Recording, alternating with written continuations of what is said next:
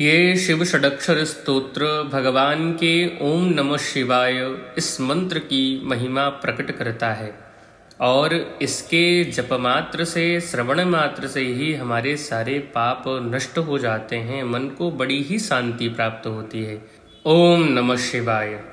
ओम श्री शिव षडक्षर स्तोत्रम ओंकारं बिंदु संयुक्तं नित्यं ध्यायन्ति योगिनः कामदं मोक्षदं चैव ओंकाराय नमो नमः। नमन्ति ऋषयो देवा नमन्त्यप्सरसां गणाः नरा नमन्ति देवेशं नकाराय नमो नमः।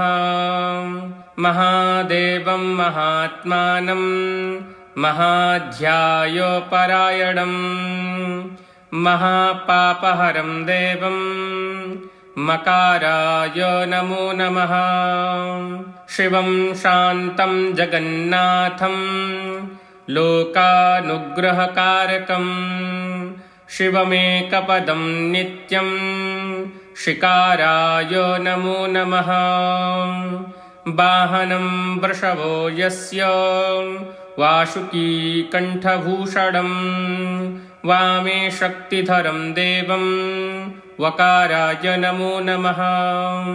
यत्र यत्र स्थितो देवः सर्वव्यापी महेश्वरः यो गुरुः सर्वदेवानां यकाराय नमो नमः।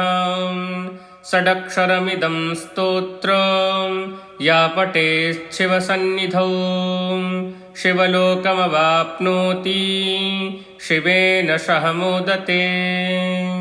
ॐ नमः शिवाय। ओंकारं बिन्दुसंयुक्तं नित्यं ध्यायन्ति योगिनः कामदं मोक्षदं चैव ओंकाराय नमो नमः। नमन्ति ऋषयो देवा नमन्त्यप्सरसां गणाः नरा नमन्ति देवेशं नकाराय नमो नमः। महादेवं महात्मानं महाध्यायोपरायणं महापापहरं देवं मकाराय नमो नमः। शिवं शान्तं जगन्नाथं लोकानुग्रहकारकं शिवमेकपदं नित्यं शिकाराय नमो नमः।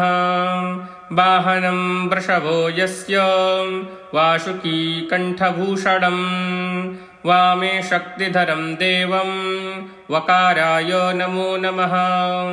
यत्र यत्र स्थितो देवः सर्वव्यापी महेश्वरः यो गुरुः सर्वदेवानां यकाराय नमो नमः। षडक्षरमिदं स्तोत्रं यः पठेत् शिवसन्निधौ शिवलोकमवाप्नोति शिवेन सह मोदते। ॐ नमः शिवाय। ओंकारं बिन्दुसंयुक्तं नित्यं ध्यायन्ति योगिनः कामदं मोक्षदं चैव ओंकाराय नमो नमः। नमन्ति ऋषयो देवा नमन्त्यप्सरसां गणाः नरा नमन्ति देवेशं नकाराय नमो नमः। महादेवं महात्मानं महाध्यायपरायणं महापापहरं देवं मकाराय नमो नमः। शिवं शान्तं जगन्नाथं लोकानुग्रहकारकं शिवमेकपदं नित्यं शिकाराय नमो नमः। वाहनं वृषभो यस्य वासुकिकण्ठभूषणं वामे शक्तिधरं देवं वकाराय नमो नमः। यत्र यत्र स्थितो देवः सर्वव्यापी महेश्वरः यो गुरुः सर्वदेवानां यकाराय नमो नमः। षडक्षरमिदं स्तोत्रं यः पठेत् शिवसन्निधौ शिवलोकमवाप्नोति शिवेन सह मोदते। ॐ नमः शिवाय।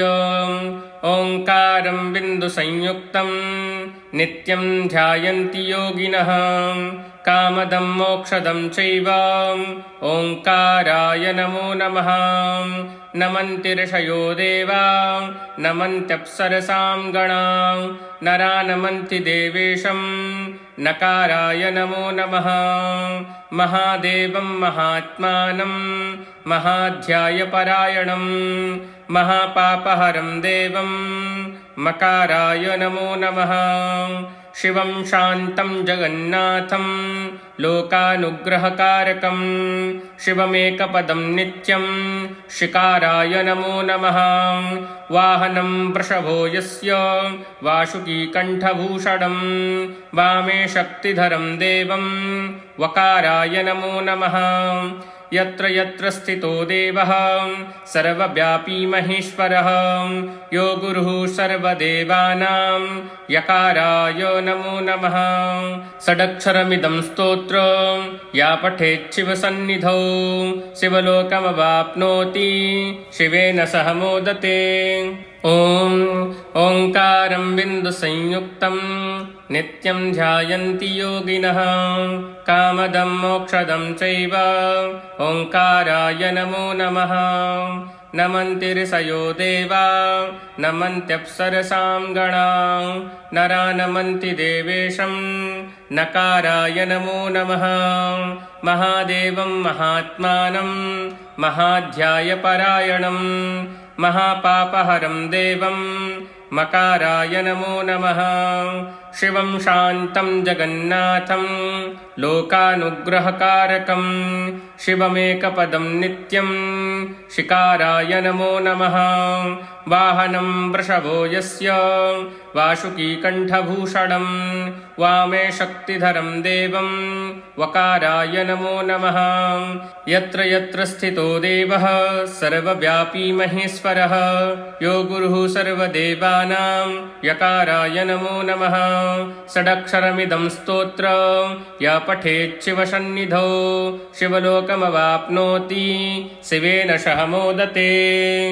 इस पवित्र पावन भगवान शिव के स्तोत्र को श्रवण करिए और अपनी मनोवांछित कामनाओं की पूर्ति करिए। इसके श्रवण मात्र से ही सारे पाप नष्ट हो जाते हैं, मन शांत हो जाता है और हृदय में अच्छे भाव प्रकट होने लगते हैं। इसलिए यथासंभव हो सके तो नित्य इसका पाठ करें, नित्य इसको श्रवण करें। नमो नमः।